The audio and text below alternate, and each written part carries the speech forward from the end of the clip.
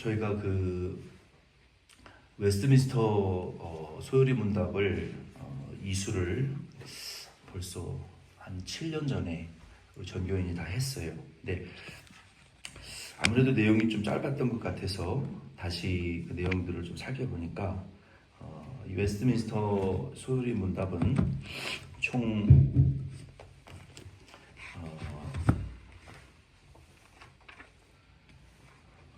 일부는 신앙에 대한 내용입니다. 1에서 38문이 있고 그 내용의 일부 신앙에는 총 7챕터로 구성이 되어 있는데 제가 가르친 것이 총 4챕터, 그러니까 인생의 제일 되는 목적, 그리고 성경, 하나님이 누구신가, 인간이 무엇인가, 예수 그리스도는 누구이신가, 여기까지 5가지만을 그 내용에 넣었더라고요. 그리고 2가지 성령과 종말에 대한 내용은 우리가 다루지를 않았어요.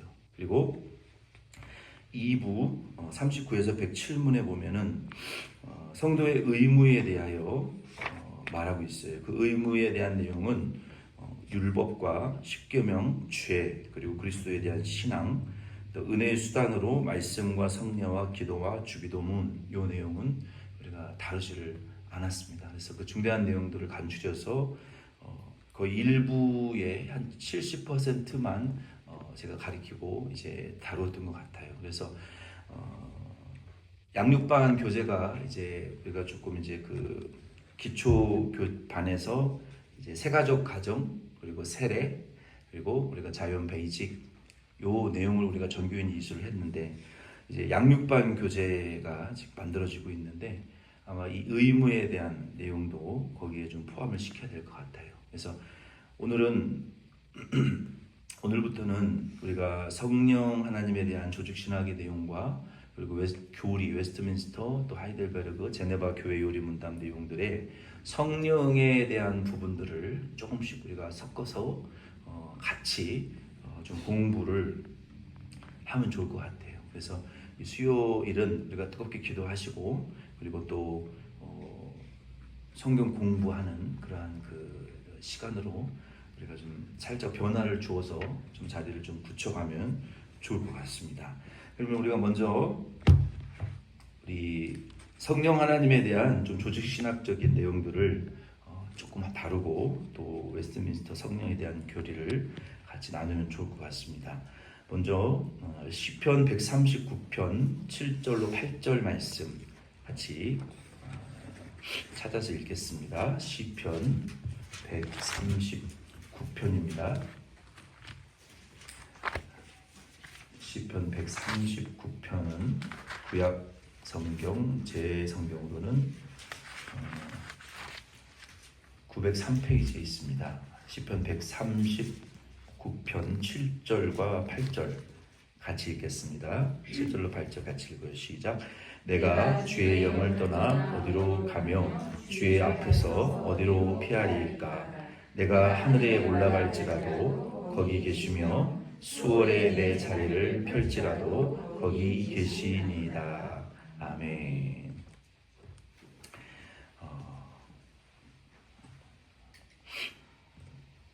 우리 성경 한 구절 더 찾아보겠습니다. 요한복음 14장 17절도 같이 읽겠습니다. 요한복음 14장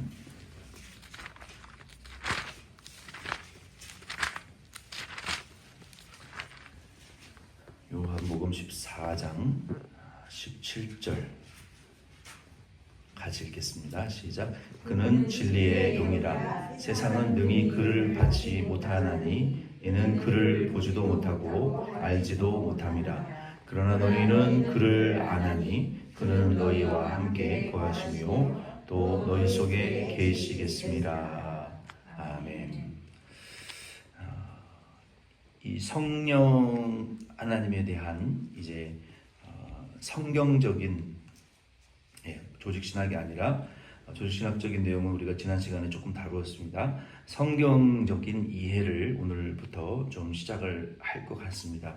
성경에 성령 하나님에 대한 내용들이 이렇게 분산되어 있어요. 제가 이 예화를 언제 한번 썼던 것 같은데, 자, 성도님들이 오늘 뭐 기도회 때 들어오시기 전에 이제 불이 꺼져 있어요. 그렇죠? 들어올 때 십자가가 좀 흐리고 이제 불이 꺼져 있기 때문에 요 안에 뭐가 있는지 잘 분명히 보이지가 않아요. 근데 있습니까? 없습니까? 이 물건들이 있죠.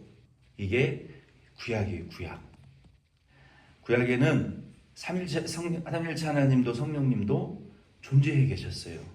근데 그 빛이 좀 약했어요. 그래서 그 빛이 비추어지기 전까지는 이 안에 물건들이 정확히 어디 있는지 볼 수 없었던 것처럼 구약 성경은 그림자적으로 희미하게만 비춰서 삼일체 하나님에 대해서도 좀 희미하고, 그리고 특히 예수 그리스도에 대해서는 아주 희미하고, 그리고 성령님에 대해서는 조금 덜 희미해요. 하나님 아버지가 가장 강하게 나타나고, 그리고 성령님이 그 다음, 그리고 예수 그리스도가 가장 약하게 드러나 여기저기, 그리고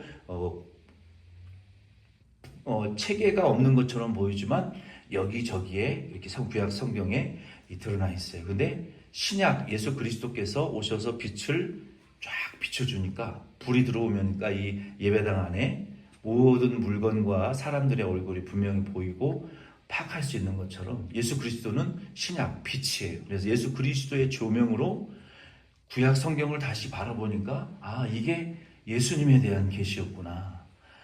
이 선지자의 예언이 성령님에 대한 것이었구나. 이 시편의 예언이 예수님, 성령님, 교회에 대한 예언들이었구나. 그래서 이게 이렇게 성취되었구나라고 우리가 신약을 통해서 이제 볼 수가 있는 거예요. 그래서 이 구약 성경에는 이렇게 특히 성령 하나님에 대해서도 좀 신약 예수 그리스도께서 오시기 전에는 그 기록이 정확하게 희미하게 기록되어져 있기 때문에 예수님의 조명으로 우리가 성경을 바라볼 때 성령님도 우리가 성경을 통해서 많이 깨달을 수가 있어요.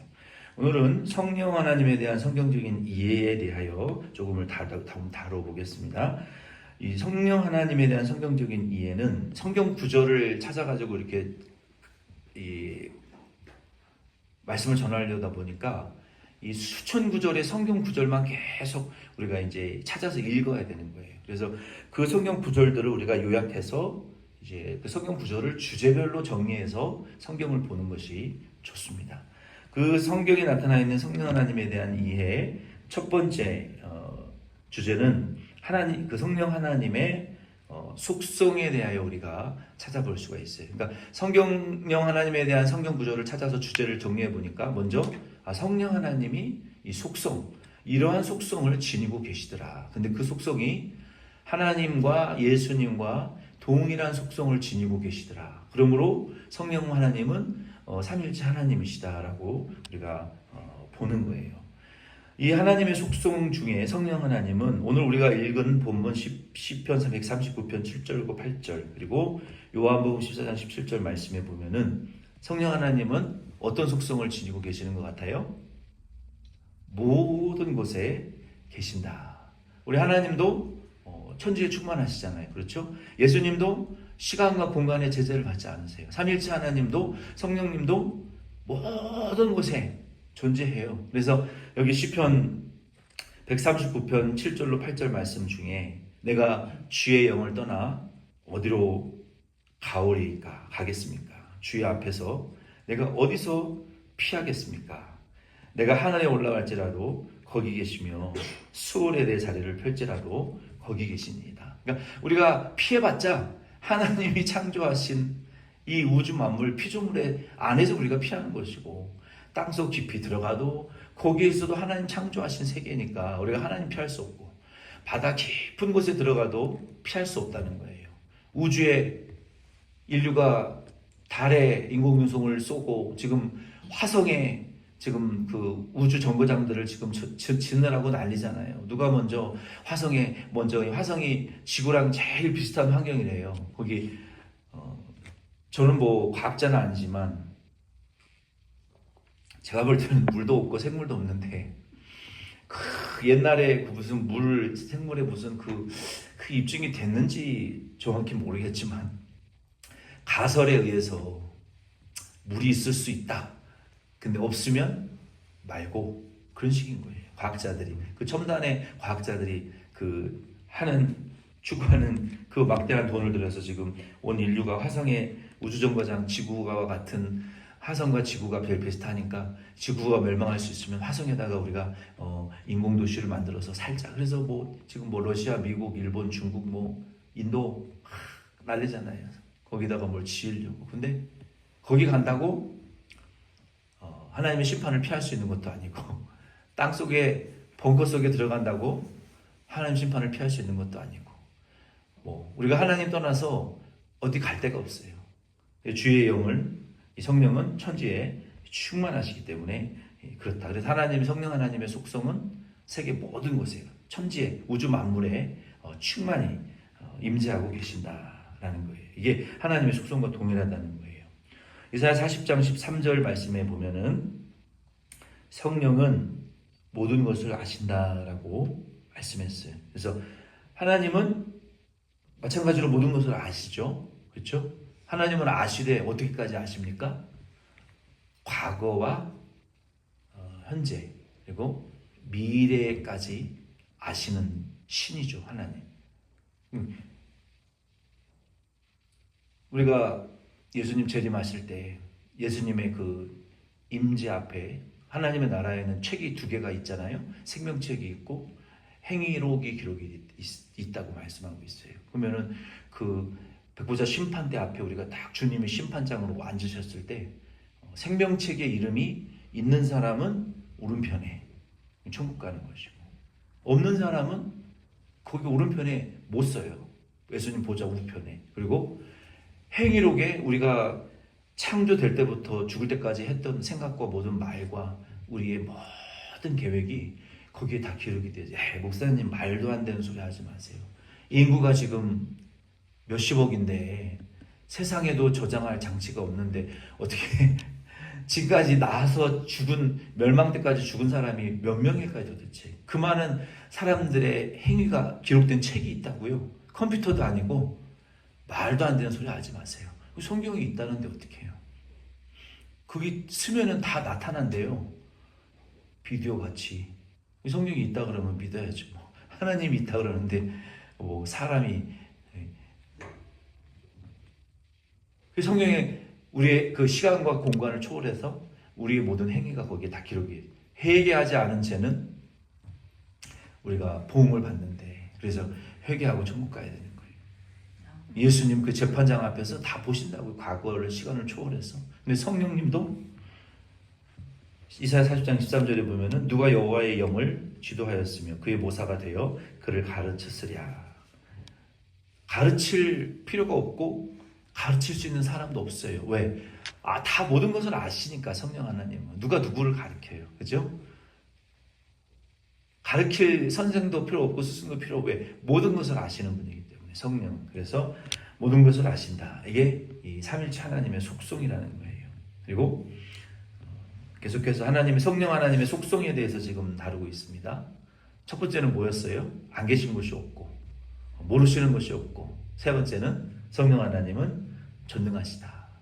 스가랴 4장 6절 말씀에 보면은 그가 내게 대답하여 이르시되 여호와께서 스룹바벨에게 하신 말씀이 이러하니라. 만군의 여호와께서 말씀하시되 이는 힘으로 되지 아니하며 능력으로 되지 아니하고 오직 나의 영으로 되느니라. 그러니까 우리가 내 힘으로 되는 것도 아니고 능력으로 되는 것도 아니고 뭘로 된다고요? 나의 영으로 된다. 일본의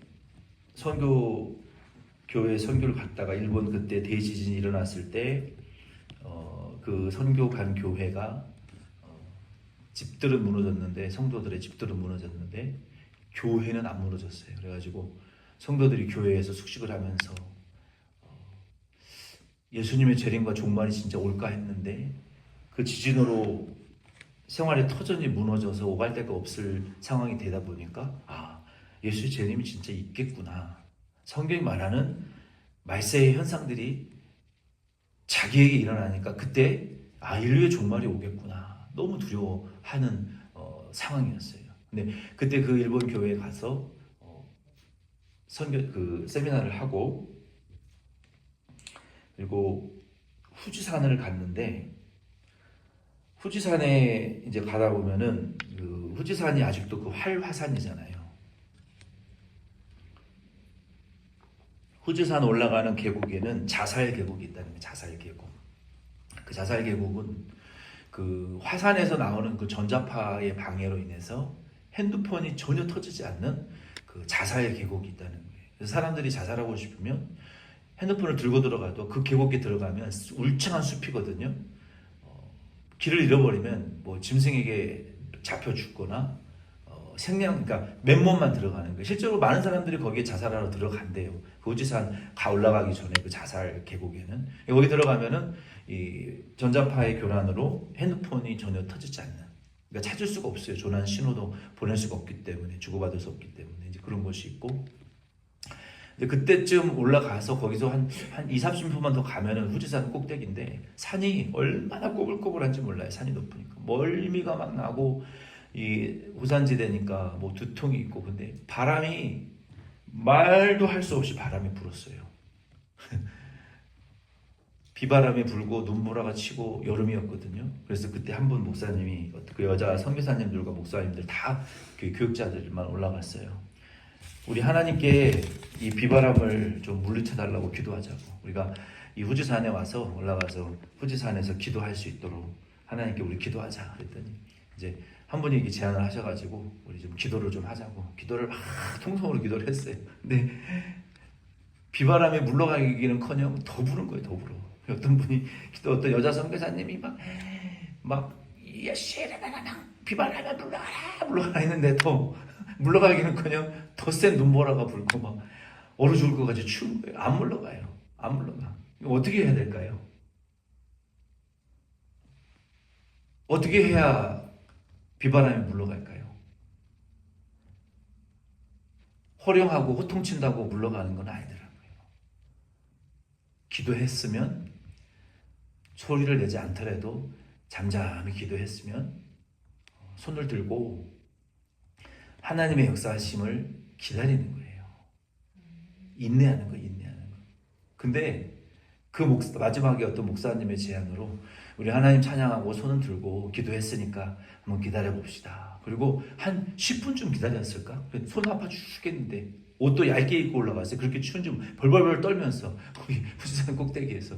근데 진짜 강력한 바람이 불면서 해가 후지산 위에 동그랗게 떠가지고, 그때 사진 찍어놓은 게 있어요.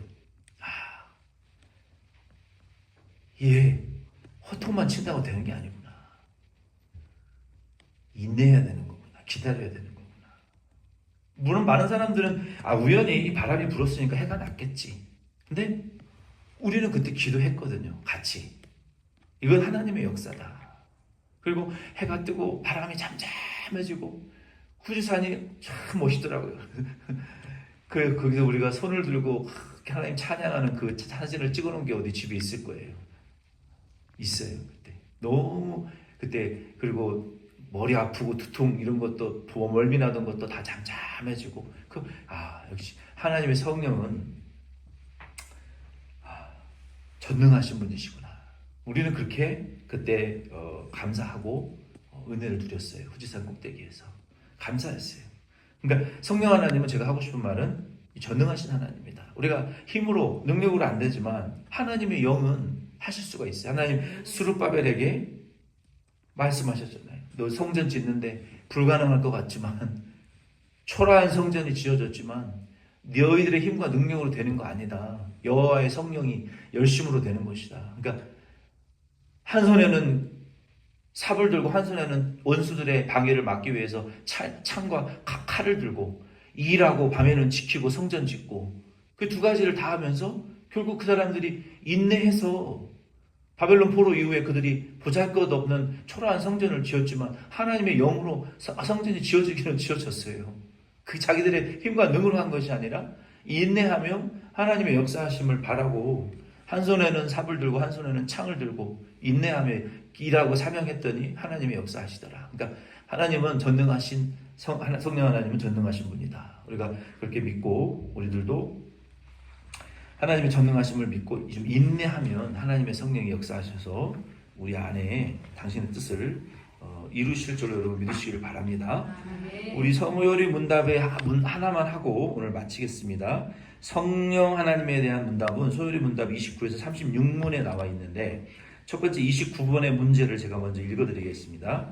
우리는 어떻게 그리스도에 값주고 사신 그 구속의 참여자가 됩니까?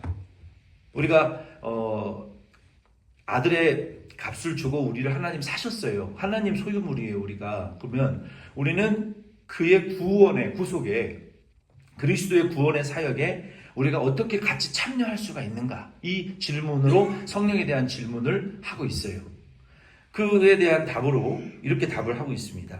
그리스도가 값을 주고 사신 그 구속에 참여자가 되는 것은 성령으로 가능하다. 여기에 각주에 보니까 디도서 3장 5절 말씀에 보면은 우리를 구원하시되 우리의 행한 바 의로운 행위로 말미암지 아니하고 오직 그의 긍휼하심을 쫓아 중생의 씻음과 성령의 새롭게 하심으로 하셨나니. 그래서 우리가 그리스도의 그 구원의 사역 안에 들어가게 되는 것은 성령으로 말미암아 중생의 씻음과 성령의 새롭게 하심으로 우리가 그리스도의 그 구원 안에 들어가게 된다는 거예요. 그러니까 성령의 아주 결정적인 역할이 없으면 우리가 예수 믿지도 못하고 그 믿음 안의 은혜를 누리지도 못한다. 그러니까 성령의 역사가 필연적인 역사라는 거예요. 그러니까 저 여러분들도 예수 믿는 거 이거 무슨 부모님이 믿으라 그래서 믿은 것도 아니고 가족이 기독교라서 믿은 것도 아니고 성령이 여러분 한 분 한 분의 역사하신 결과라는 것을 여러분 믿고 감사하시길 바랍니다. 이 성령으로 우리가 구원에 참여하고 그 다음에 우리를 불러 믿음으로 효력 있게 그리스도에게 연결되게 하여 주시는 일입니다. 그러니까 우리가 그리스도에게 연결되어지게 하는 거 이걸 뭐 쉬운 말로는 뭐예요? 이 중매 이 블라인드 데이트를 연결해 주는 그런 이 인터세서 중보자 중매자와 같이 성령 하나님께서 우리를 예수 그리스도와 영접시키는데 누구를 영접시키느냐? 요한복음 1장 12절에 영접하는 자 곧 그의 이름을 믿는 자들에게 하나님의 자녀가 되는 권세를 주셨으니. 그러니까 우리가 하나님 자녀 되는 권세를 얻게 연결시켜 주시는 그 구원에 연결시켜 주시는 그 역할을 누가 하느냐? 성령 하나님이 하신다는 거예요. 예수 그리스도를 믿음으로. 그러니까 우리가 예수님 하나님만 중요한 게 아니라 이 성령 하나님이 우리를 이와 같이 아주 요긴하고 정말 필연적인 이 연결의 역사를 하시는 분이 성령이라는 거예요. 그러니까 우리가 전도할 때도 이 개념, 이 원리를 기억을 하시면서 그 사람이 그리스도에게 연결되어지도록 하시는 분이 내 말에 있지 아니하고 성령의 역사에 있는 것이를 여러분 믿으시고 그들이 구원 속으로 들어오게 하시는 분이 누구라고요? 성령의 역사니까 우리가 하나님 앞에 기도할 구체적인 제목이 생긴 거예요. 하나님, 이 우리 VIP 명단 이제는 중보기도 팀에게 우리가 중보기도 부탁을 할 때 낼 텐데 여러분들도 더 간절히 두 배로 기도하셔야 되죠. 중보기도 하시는 분들은 이제 기도하시고 그 영혼들을 위하여 기도할 때 그렇게 기도하시 하나님, 성령 하나님께서 그 영혼을 예수 그리스도의 구원의 사역에 연결되어지게 해 주시옵소서. 어떤 계기를 통해서든지 연결되게 해 주시옵소서라고 기도를 해야 되는 거예요. 어떤 분은 한국에서 예수쟁이들 지긋지긋하게 예수쟁이들 싫어하다가 이민 와가지고 예수 믿었는데 그 이유가 그 목사님의 목소리 라디오 방송에서 나오는 어떤 목사님의 목소리가 너무 매력적이어가지고 다른 목사님들은 다 싫은데 그 목사님의 목소리가 여호와는 나의 목자시니 이거 막 들으면 막 동굴 소리와 같이 이렇게 막 목소리가 좋으니까 그분에 대한 호감이 있었던 거예요. 그러니까 이게요, 뭐 하나님이 구원하시기 연결시키는 방법은요 다양한 거예요. 교회 오빠가 좋아서, 뭐 교회 율동하는 누나가 예뻐서, 뭐 교회 뭐 밥이 맛있어서. 그러니까 우리가 무엇을 하든지 예수를 위해서 우리가 하면 연결되게 하시는 분은 내가 아니라 성령이 연결되게 하신다는 거예요. 그 사람의 그 여러 가지 조건과 환경에 맞춰가지고. 그러니까 우리가 그렇게 기도하는 게 하나님 무엇이든지 좋은 게 연결만 시켜달라고 우리가 기도해야 돼. 하나님 앞에. 우리 교회에 다 연결돼가지고 기왕이면 우리 교회 복음에 연결돼가지고 우리 교회에서 신앙생활할 수 있게 해달라고. 성령이 그 연결시키는 역할, 예수 그리스도의 구원에 하나님 자녀되는 권세에 참여시키는 역할, 이게 후킹 연결되게 하시는 분이 성령 하나님이니까 우리가 그렇게 구체적으로 이제 기도할 제목이 생겼습니다. 그래서 오늘은 시간 우리가 좀 지났지만 이 문답과 성경적인 성령에 대한 이해를 조금씩 나누었습니다. 수고하셨습니다. 주기도문으로 예배 마치겠습니다.